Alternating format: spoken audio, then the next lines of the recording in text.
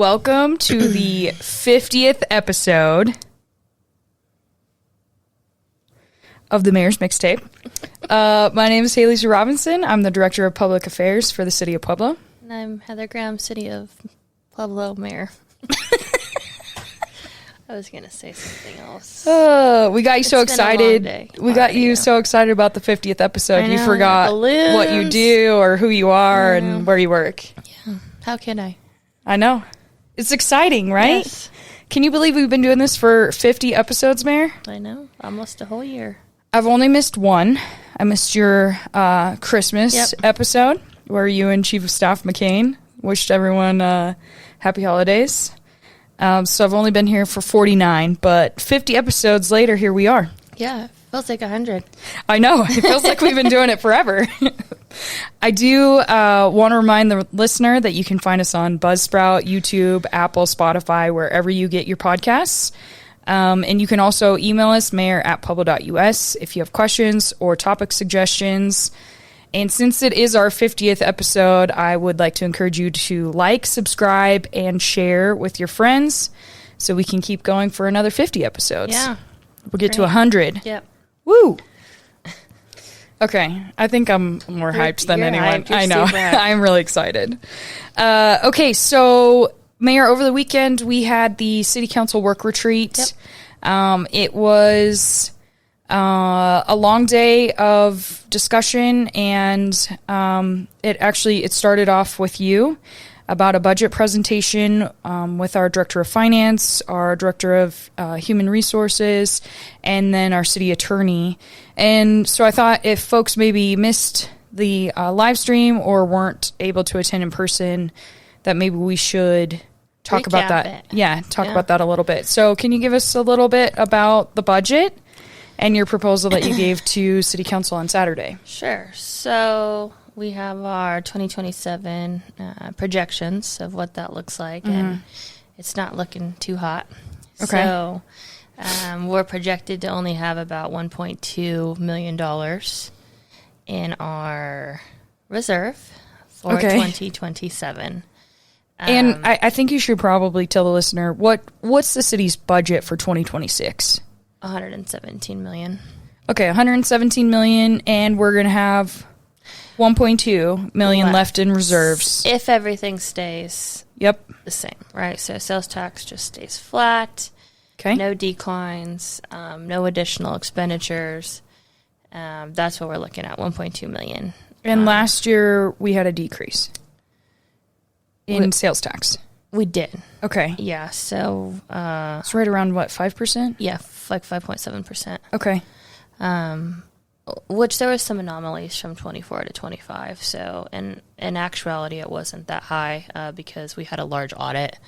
The city audited, received about $4 million from an audit that we did. And so that factors in, and that's what drives that number. Those were the large lump sums that we received. In August, September, and October. Yep. Okay. And so that drives that percentage much higher than it actually is. So, I mean, it's not terrible doom and gloom if you remove that $4 million out. But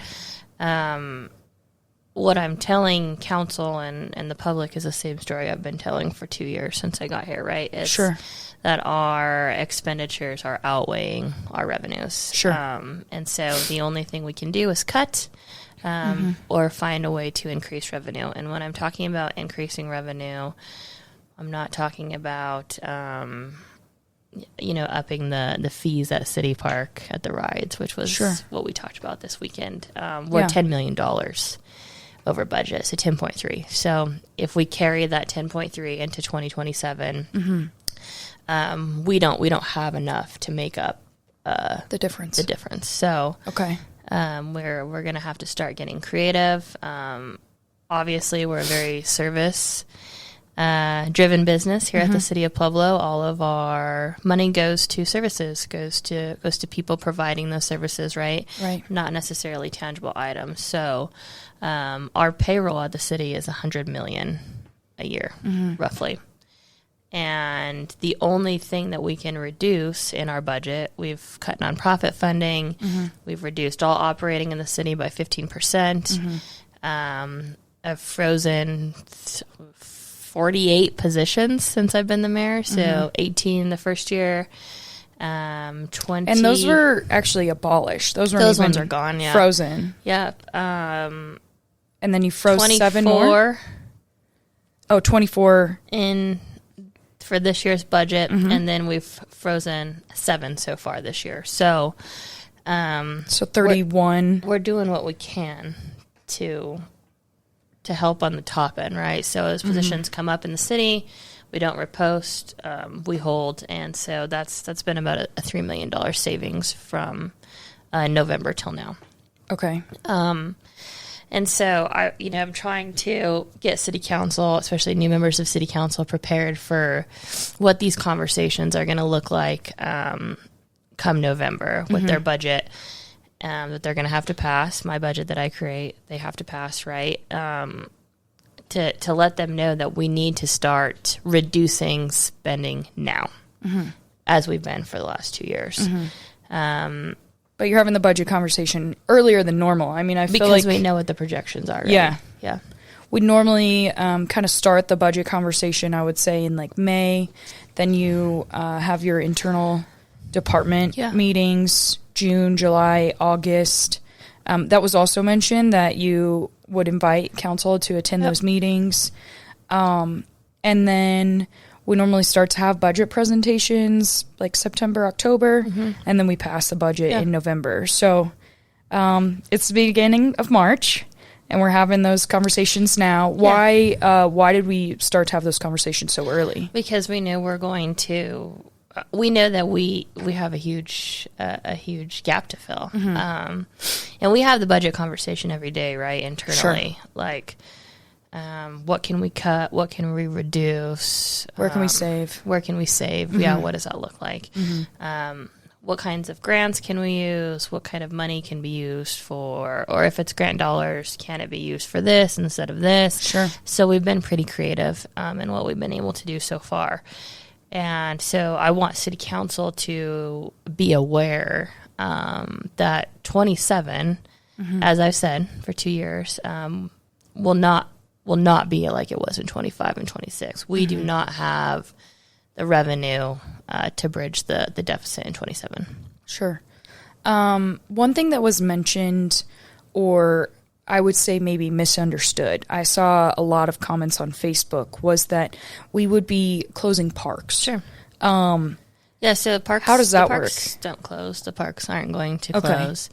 The conversation about the parks comes on the back of part-time wages, right? Part-time employees. So people, seasonal and temporary employees who are not employed with the city all year round. So we have about 485 total part-time employees. They work in all different departments within the city. Sure. Right now, we're really focusing on the seasonal hires for the parks department. So we're not picking on parks, but they're the ones that we need to hire within 2 weeks. So our union contracts state that if we are going to reduce staffing, it has to be reduced like this: part-time, probationary, and then permanent. So if we are going to furlough people, fire people, you cannot touch full-time people until you've made the attempt to reduce part-time to probationary to then permanent. That is in all 3 of our unions' contracts. It's a protection for their members, for their employees. They don't want to do that. The city doesn't want to do that, right? We're going to fire our long-standing employees and hire part-time people to come do the work of long-standing employees. Like, that's not what we're trying to do. But what we're trying to do is get ahead of it. And if that means reducing services now so that we can keep full-time employees for 2027's budget, that's something that City Council is going to need to look at. This March 13th is when our hiring will begin for our pools, horticulture, concessions, kiddie rides, adult and kids sports. So the city provides these additional quality of life services to the community. and they're all part-time employees who provide these services, right? And so I think that City Council needs to look at not just parks, but overall how to reduce our part-time wages. Sure. So that we can try to save our full-time people. Okay. And the reason Parks is talked about is because their hiring starts in 2 weeks. And so I needed some kind of direction from City Council. So City Council's been provided what it looks like for all part-time people within each department, what they do. The city pays, so in 2025, we paid $3.5 million in part-time wages throughout all departments. So I have asked City Council to look at reducing not just parks or pools, but hiring part-time employees overall to save full-time staff here at the city. Sure. And what could that look like? It could look like opening 2 of the 4 pools. It could look like reducing hours at the rides. It could look like reducing programs. But the parks will remain open. I heard one of the council members ask about, well, are the bathrooms going to remain open? Yes. So those are full-time employees that normally do we that. Still have full-time employees who tend to the greenery, tend to the bathrooms, help and coordinate with kids and adult programs, help and coordinate with the rides, help and coordinate with the pools. But what does that look like? We have like supervisors, and those are full-time positions. But what does that look like if we are asked to reduce? Okay. Because in 2027, the city will not have a choice. Sure. Because of the CBAs to reduce part-time staff, probationary, and then full-time. So for people who are watching, it's kind of hard to grasp. It's complex. And it's not just we're picking on parks. We want to close the pools. That's not what we want to do. But City Council needs to decide. Is it 26 that we look at reducing services, or does something drastically change for 27, or in 27 are all part-time people gone?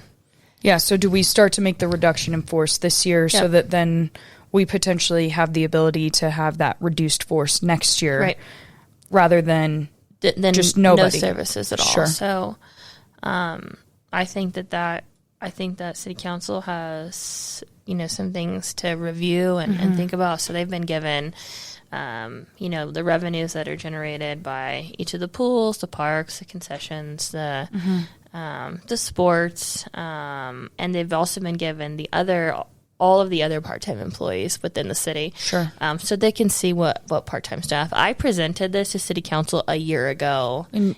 Last June, I think you did a full presentation. This is what will come.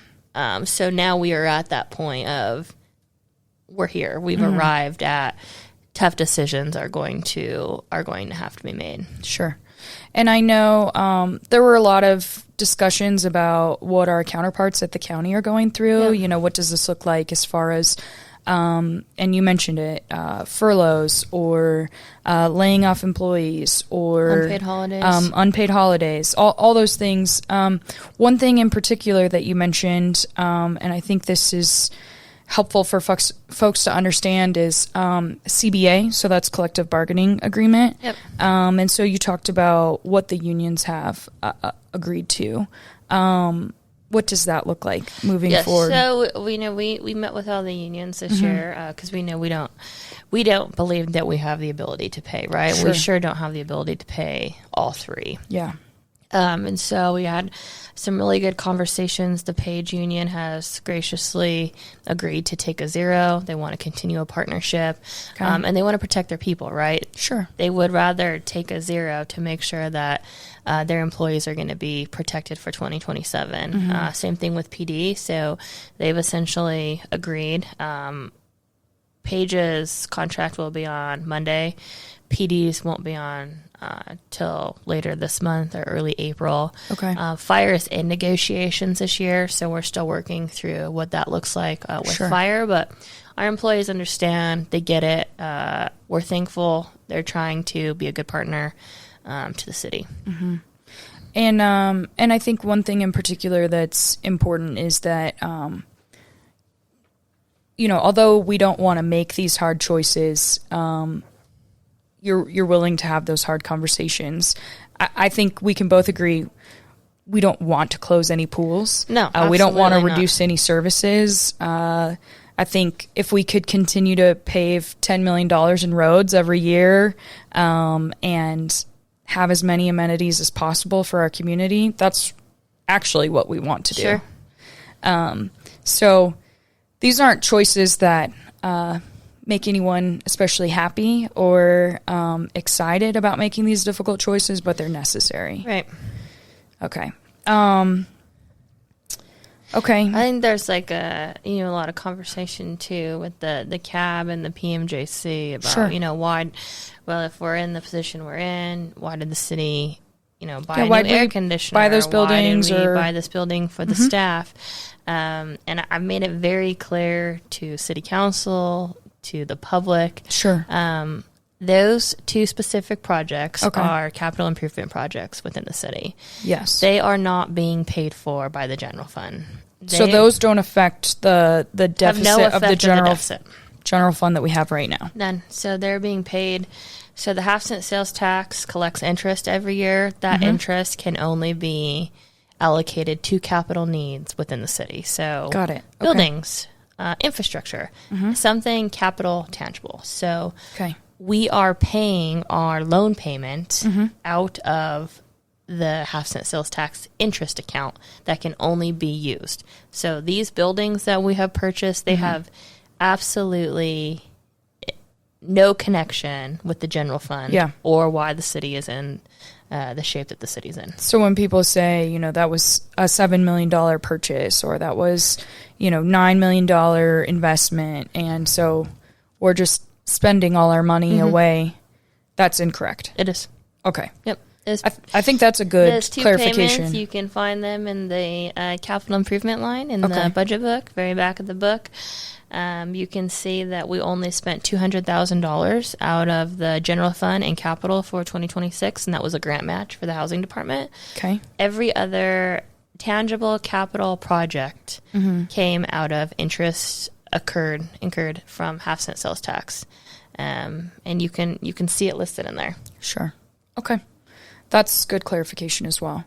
I think another thing that you spoke about with council was the need to increase revenue and what that potentially looks like. Yep. So I assume we're going to continue to have those conversations. Yeah, I mean, so, we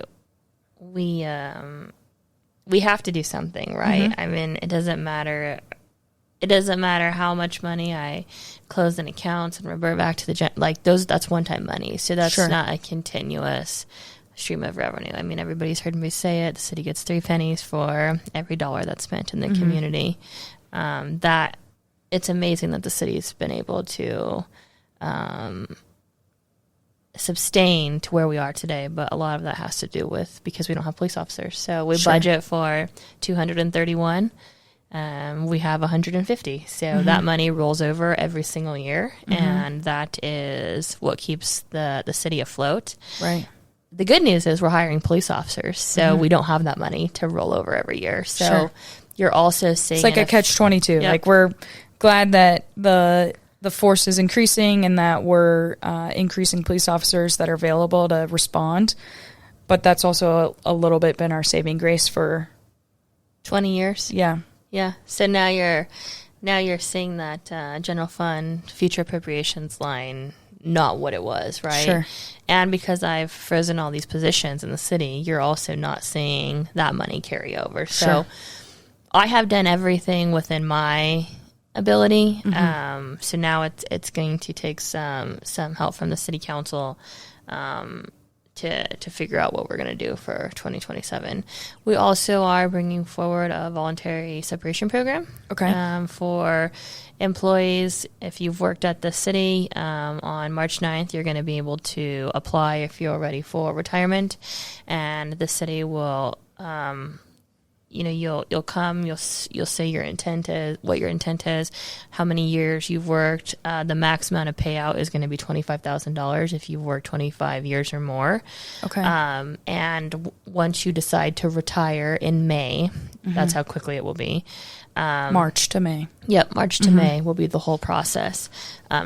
So the city will pay this employee out with the budgeted money from their specific position for 2026.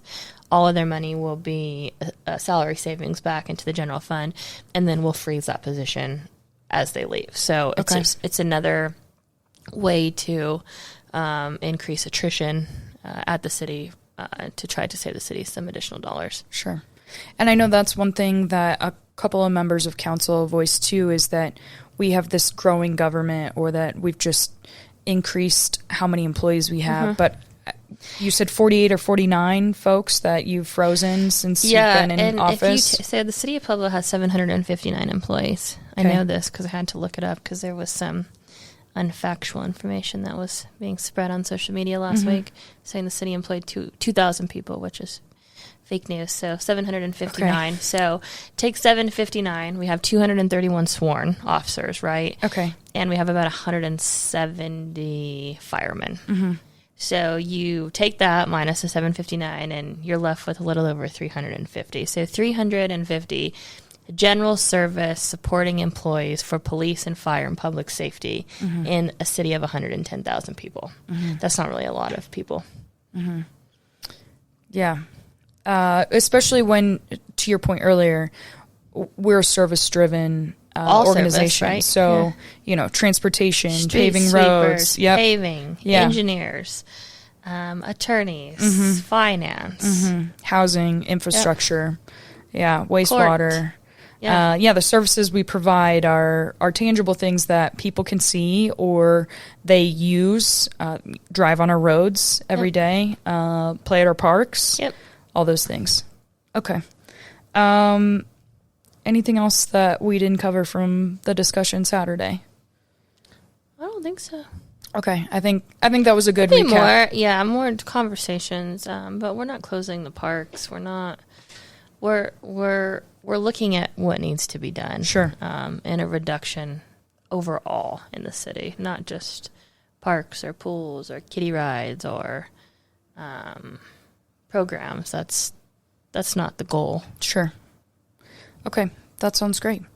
We also need to have a legislative update. That's been something that we haven't talked about yet so far, but I don't want to talk about it. It's trash. We had a pretty lengthy update last night, though, from our lobbyist. So, Brian, I thought maybe you could give us some insight on the bills that the city is following and what that looks like up at the state capitol. Yeah, so kind of the most talked about bill at the Capitol right now that our lobbyist brought up first is the Senate Bill 26-97, which is the decriminalize adult commercial sexual activity that was introduced by our senator here, Nick Hendrickson. Basically what it does is decriminalize prostitution, and they have it as a issue of statewide concern. So if this passes, it means that we cannot say as a municipality that we want to keep prostitution illegal in Pueblo. Okay. This, if you go on the state legislative website, this is the most heated bill right now. Right. And that's why our lobbyist brought it up, and that it really originated from Pueblo. Some of the other ones, if you've been following, there's a trio of bills starting with Before you go to those others, I think one thing that's important is about a week and a half ago, Chief Noller did an interview with the Pueblo Chieftain, and they asked for some stats for prostitution. And we had 2 last year, and 1 the year before, and 1 the year prior. So this isn't necessarily something that... Statewide concern? Yeah, well, or even local concern, I would say, in Pueblo, as far as prosecution of criminal activity specific to prostitution. Yes. We know we get a lot of calls for service or folks are concerned about it, but as far as prosecution of the crime, we literally have a handful. Yeah, and I think that's across the board from what I've heard on some of the people talking about it. Generally, if it's considered statewide concern, it means that there's a problem. So, got it. Okay. One specific example would be the needle exchanges. So that was deemed a statewide concern. And that's because this was an issue in all communities across the board. I think Gil said it right, where he's broken in predicting what will come up and how far it will go. So, again, this is one that you can reach out to your Senator Nick Henriksen here in Pueblo, and we'll post that information if you have concerns with this. There's a few other ones that we've talked about that the city and council passed a resolution opposing. It's House Bill 1037. Also, let me go through this. I believe it's Senate Bill 1070 and 1071. And what those do is they'll severely impact our, it was Senate Bill 70 and Senate Bill 71. They'll severely impact our real-time crime center because they deal with both the purchase of data, surveillance, LPRs. That's talked about a lot. These bills, I know Senate Bill 70, the testimony went to like midnight the other night on it. Okay. And they are amending it. There's a fiscal note on it, so they're saying that it may be too expensive to implement on a local municipality, but then they may roll over some of that to Senate Bill 71. Okay. So they may just take it and put it in another bill and push it forward. But if these pass, it will severely hinder our real-time crime center. I know Denver has one. I believe Castle Rock has one, and there's a few other ones that are being set up. Aurora's been standing one up. I think Aurora has one. Denver has the drones as first responders, similar to Pueblo. This will basically make it nearly impossible to do the job, which our real-time crime center, there's one specific case that would not have been able to be solved if these were signed into law, where there was a shooting, and they had to take this data, and the shooting was random. The person that was killed was not connected to the person committing the shooting, and using our real-time crime center, including our LPRs, they were able to go back and track this and find the suspect and bust the suspect and basically make the arrest. So those are three, and we'll post the links to those, but they're actively being pushed right now. One thing the legislature likes to do is they say no more bills after this date, and then magically every day there's more bills that are dropped. And it's like this one specifically that would impact our PURA, Urban Renewal Authority. I think they introduced it either Thursday or Friday last week, and then it's already up.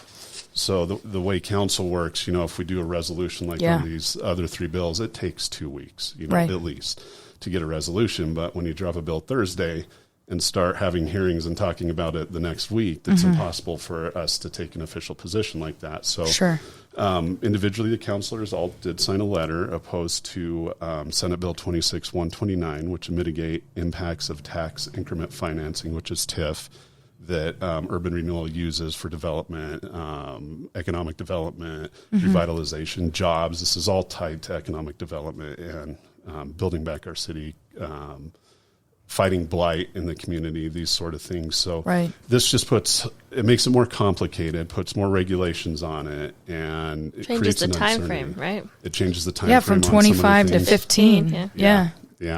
I think that one they may have amended out, but there's still other ones on it that it creates uncertainty what it is. So one of the most important things in economic development that I've learned in my career, it's if you have uncertainty, it hinders economic development, and this would create a lot of uncertainty and basically take those tools away that PURA or any urban renewal uses for economic development and removing blight. So there was that one, and we are officially opposed to that one now. There is one other one that was spoke about last night that's actually a positive bill. It's House Bill 26-1140, and this is local government impact hearings, and Representative Ty Winter, who covers a sliver of Pueblo, this is one of his, and it's actually moving forward. We thought that it would be dead in the water, and it's on second reading today. So what this does is it takes 5 bills that would impact a local government. So for instance, like the real-time crime center bills, and it would require that they do hearings on those with the local government. So for specific municipalities. For no less than an hour, and no more than 2 hours of the 5 bills. Okay. I think originally they wanted to do sort of like a field hearing, so they would have the hearing here in Pueblo or wherever it would be. Sure. But the way I read it, I think it would be at the state, but they would identify these 5 bills, and they would be required to have a hearing in front of the entire body to find out how it affects us locally. So, got it. Last year we did the fairness and transparency in municipal court. The mayor, the chief, city attorney, they were up there weekly testifying on this, sometimes at 1 a.m, which they like to do.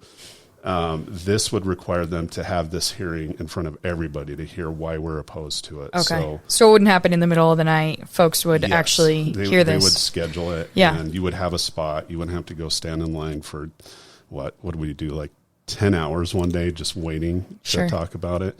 So I'm excited about this one. I know a lot of people have talked about doing this for years. 15 years ago, this was a topic of how this impacts local jurisdictions, and it's always been pushed aside. And then when Gil Romero told me last night that it's on second reading today, I was kind of shocked that they're actually moving it forward, and it has some support on both sides of the aisle. So that'll be a good one. Currently, we're tracking about 67 bills that will impact Pueblo. Wow. Unfortunately, I would say 60 of those are negative. Okay. Everything from land use bills. There's one that makes it so that you have to allow development or somebody to build a single-family home on a 2,000 square foot piece of land. So I think right now we're at about 2,500. There are some areas, we actually do allow this in some areas, but it would go through and say, nope, you can no longer have your planning and zoning limit the size of a lot that you. I wish they would take a year off or 5. The legislature? Yeah. Well, I think Peter. I haven't spoke about this in over a year, but one of the problems I see is that you're allowed as a legislator to introduce up to 5 bills. It doesn't mean you have to do 5 bills. What that turned into was everybody does 5 bills, no matter what. Yeah, and Gil, that's why we get hit with 700 pieces of legislation. He said this is the most legislation he's seen in his career, and it's at a max pace. He said, last night we were 50 days in, so today's day 51. Yep. And it's full speed ahead for the remaining 69 days. The other thing is they do have a deadline to introduce bills, which should have been, I think, 2 weeks ago. And then the majority leader or the president can say, allow bills to be introduced later. And we've seen that. Some of these bills came out 2 days before that the legislature was supposed to close. Sure. And I mean, just this week and last week alone, we're seeing them daily being introduced. There's another transit bill that would severely put an unfunded mandate on our transit system.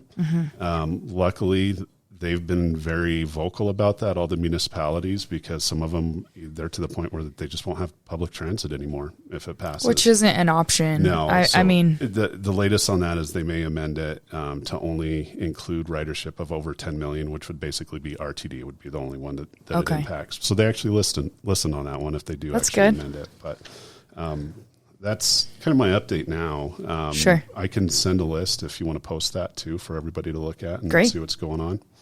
Cool. And we'll get that up here in the next day or so. That sounds great. Get people riled up. Yep. You like getting people riled up? Do. Okay. I want people to know what's going on. Well, and sure. I think too, specifically with some of these, the urban renewal bill, right? Nobody knows what that's about. Yeah, and if you just glance at it, you'd be like, what? Who cares? I don't care.